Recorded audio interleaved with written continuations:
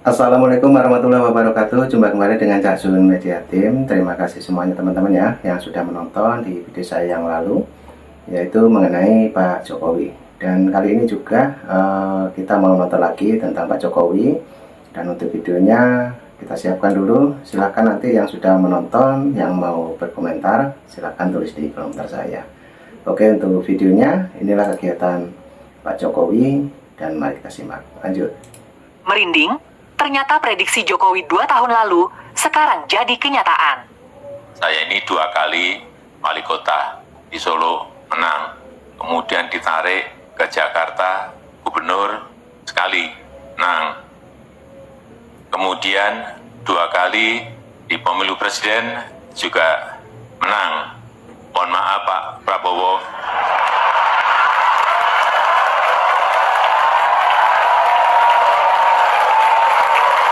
Kelihatannya setelah ini jatahnya Pak Prabowo.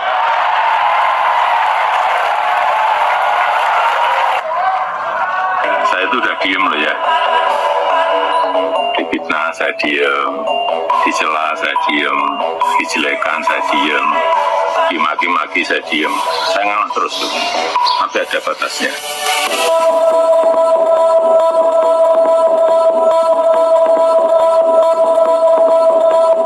Saya tidak akan mundur menghadapi koruptor. Saya tidak akan mundur menghadapi koruptor. Jadi kalau ditanya apa sih kebijakan efisiensi ini sebenarnya, gelap.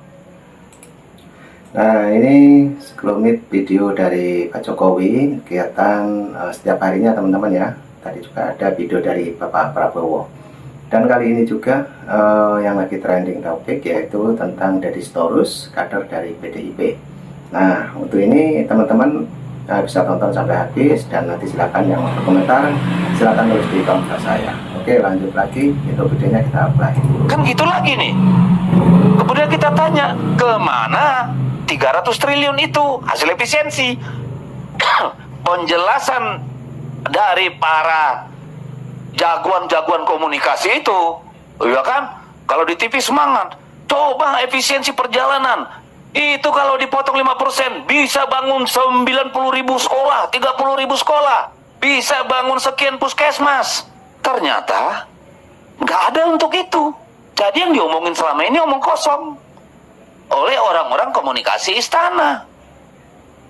Jadi kalau ditanya lagi, gimana dong? Berat, gelap. Orang yang dalam kekuasaan tidak pernah bicara pesimis. Tidak mungkin dia bicara, selalu optimis. Masa depan indah. Tapi kalau calon pejabat dan mantan pejabat di luar sana, gelap semua. Maksudnya kalau dia pidato gelap, angkat saya atau pilih saya, nanti saya beresin. Sesudah dia masuk menduduki jabatan, dia jadi optimis lagi. Optimis semua. Pertama kan marah dan benci kepada Jokowi. Bukan marah kepada Prabowo. Ya kan banyak yang demo itu, ya kan, mau mendemo mengadili Jokowi dan memakzulkan Gibran. Sampai sekarang masih itu aja. Belum udah ganti segala macam itu masih itu temanya. Coba Roy Suryo setiap kali masih pupu papa. Itu nanti sampai 2029 masih itu terus tulisan mengenai pupu papa itu habis ya, Prof Jimli pula kena tuduh sebagai profesor pupu papa deh kan, Prof. Padahal ini kan udah selesai. Ini mari kita ngomongin kritik aja kebijakannya. Ini malah kebijakannya nggak dikritik tapi kebencian terhadap orang. Jadi kita bukan menyerang ide, tapi menyerang pribadi. Nah, ini nggak sehat. Ya begitu, masih diisi oleh kebencian-kebencian yang tidak rasional ini. Ada utusan yang menemui kami, ya, yang memberitahu bahwa Sekjen harus mundur, lalu jangan pecat Jokowi, dan menyampaikan ada sekitar 9 orang dari PDI Perjuangan yang menjadi target dari pihak kepolisian dan KPK. Prof Jimli lihat gitu ya, melihat video-video ini meramaikan ruang publik aja, tapi berdampak teknis hukum agak susah.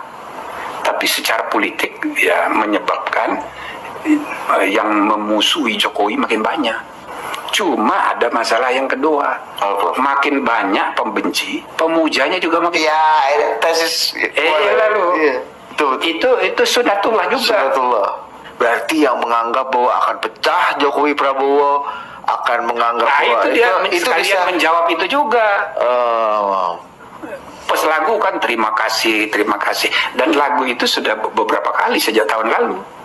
Terima kasih Jokowi kan sebelum pelantikan, sesudah pelantikan, ini ulang tahun, malah ulang tahun khusus diundang untuk bicara, ya kan? itu udah gestur yang cukup bold atau pasti bisa ditafsirkan lain, Pak? Sangat jelas bahwa ini dia betul-betul menyatu gitu. Jadi kalau masih ada orang berusaha memisah-misahkan, ya nggak ada gunanya. Ini sampai 2029 ini akan terus begitu. Kami meyakini Sekjen PDI Perjuangan Pak Hasto Kristianto saat ini adalah seorang tahanan politik yang dipaksa diam dan dijerumuskan menggunakan proses hukum yang telah dibajak oleh kepentingan pihak-pihak tertentu. Dan oleh karena itu, kami memilih untuk melawan praktek-praktek buruk pembajakan institusi penegakan hukum ini. Ini Prof, ini kalau ada pakai logika Prof ya, misalnya ketika banyak yang menganggap bahwa membaiknya hubungan Pak Prabowo dengan Bu Mega itu bisa berujung pada proteksi hukum kepada Sekjen Hasto, dan faktanya kan enggak, artinya Pak Prabowo nggak mau cawe-cawe lah. Bukan hanya nggak mau dan tidak boleh. Tidak mau dan tidak Begitu boleh. Dia ngomong salah sedikit itu rame. Dan berarti orang yang berpikir bahwa Pak Prabowo proteksi itu juga udah keliru lagi tuh, Prof. Misalnya banyak yang dia datang ke Mahkamah Agung karena undangan untuk progress report dari Mahkamah Agung, itu banyak yang salah tafsirkan bahwa Mahkamah Agung dipanggil, hakim-hakim dipanggil ke istana. Itu kan hoax. Ya, orang melihat kan dengan persepsinya masing-masing bahwa hukum ini jadi alat dari politik. Masalahnya apakah seorang presiden bisa, ya kan, menentukan tangkap si Anu, bebasin si Anu? Ya nggak bisa, karena itu adalah soal teknis hukum. KPK, kejaksaan, teorinya itu independen, nggak bisa ngatur-ngatur gitu. Misalnya Presiden Prabowo mau menangkap orang, nggak bisa dia ngatur-ngatur. Paling dia hanya memberi ruang bebas saja kepada kejaksaan untuk melakukan tindakannya sendiri. Pak Prabowo itu niatnya bagus sekali, merangkul, bagus, supaya jangan ada mantan presiden musuhan, nggak teguran, dan sesama gitu kan. Nah itu bagus itu, ya kan. Salah satu contoh yang ingin ditonjolkan adalah hubungan antara mantan presiden dengan presiden itu baik. Makanya ada ide President's Club. Nah, jadi ada forum di mana mantan-mantan presiden tuh ya bayan gitu loh, kayak di Amerika kan begitu. Iya. Ya kan? Meskipun bertarung di pemilu ya, Prof. Bukan cuma itu, Joe Biden tuh sama Kamala Harris yang kalah gitu, hadir dalam pelantikan dia, dan pidatonya apa namanya itu 20 eksekutif order pertama, sebagian besar itu ngenyek kebijakan Biden. Diam aja gitu kan, dalam hatinya kurang ngajar begitu, tapi datang dan menghormati proses konstitusional. Iya kan, menghormati proses yang resmi. Jadi kita ingin pemimpin kita di masa depan itu nggak ada masalah gitu loh. Dan ini yang ingin diakhiri kebiasaan buruk itu oleh Pak Prabowo. Nah kalau dilihat dari segi itu, ini kan bagus. Dia berusaha untuk ketemu, bahkan usaha Prabowo untuk ketemu itu sungguh-sungguh sebelum penentuan capres. Kan udah dibilang, tadinya saya maunya Puan jadi cawapres, tapi Ibu Mega udah keburu mendukung Ganjar, ya kan? Nah, jadi nggak ketemu. Padahal tadinya mau koalisi dengan asumsi perjanjian batu tulis masih berlaku. Nah, ini obrolan yang sangat seru teman-teman ya, patut kita simak mengenai Bapak Prabowo, juga mengenai Bapak Jokowi. Oke, ini kita play lagi untuk videonya agar kita lebih paham lagi teman-teman ya. Oke, lanjut. Tapi Tapi ya namanya politikus.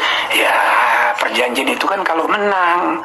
Kalau kalah nggak berlaku lagi. Lah itu kan tafsir sendiri. Iya. Ya kan? Jadi ada masalah juga dari persepsinya Ibu Mega. Iya. Tapi dia dari sudut pandang dia, itu kan partai terbesar, kita dong capresnya. Ada sombongnya juga. Itu loh. Jadi kekehnya posisi Bu Mega sekarang itu juga banyak baiknya juga sebenarnya, Prof. Ada gunanya. Kesombongan dia ini ada gunanya juga. Iya kan, dalam tanda petik. Iya. Ya, mungkin pendukung Ibu Mega bisa marah-marah nih bilang sombong. Tapi agak sombong memang, ya kan?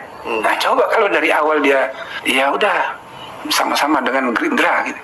Jadi itu Puan, kalau perempuan mau jadi orang nomor 1 di Indonesia ini masih susah, di Amerika aja masih susah. Iya. Ya kan? Nah, jadi kalau tak wapres bisa. Saya yakin kalau wapresnya Puan sama mungkin 60% kali. Prabowo Puan. Iya. Dan nggak ada di pertarungan kayak gini kusut merut gini kan, Iya. ruwet gini mungkin nggak ada ya, Prof. Iya, jadi karena ini- Jokowi, Mega dan Prabowo bisa. Ini kan bisa kesalahan istiadatnya Ibu Mega juga, gitu. Tapi jangan marah dong kalau orang punya istiadat. Ini kan soal permainan catur. Iya. Ya kan? Dipasangin Pak Prabowo dengan Gibran. Menang. Iya. Apalagi banyak kelirunya, blunder baik Ganjar maupun Mahfud. Iya kan? Dikritik marah-marah. Iya. Nah, iya. Mahfud ini penerusnya Prof Jibli ini kan, di ketua MK ini kan. Iya, debat capres cawapres itu bukan debat pengetahuan, tapi debat karakter kepemimpinan. Begitu ditanya yang yang temporer yang greenflation. Greenflation ya. Iya kan? Oh, bingung kan? Iya. Kalau saya jangan marah, ini bukan debat pengetahuan. Mentang-mentang profesor dokter tahu semua. Enggak begitu. Ini debat karakter kepemimpinan. Jadi kalau you tanya saya, kalau saya misalnya ditanya sama cawapres Gibran nggak begitu, saya puji dia, hebat Pak Gibran ini, bagus sekali pertanyaannya.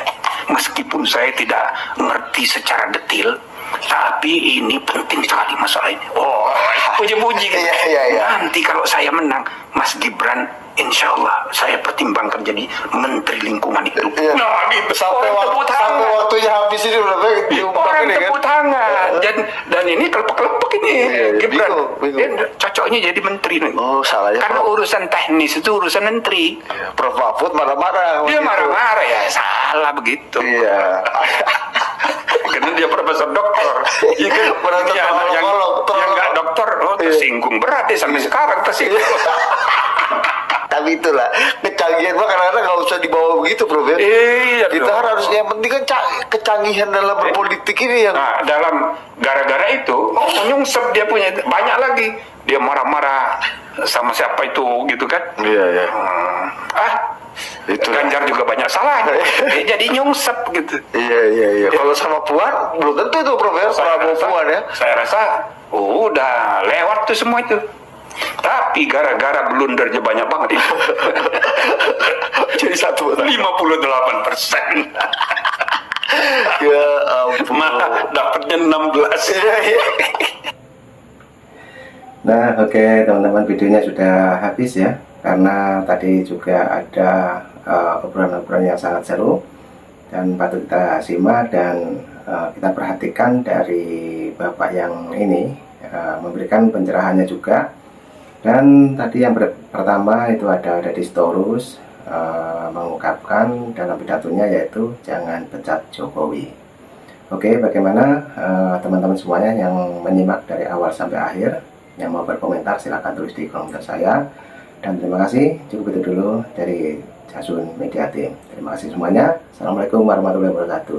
Sampai jumpa.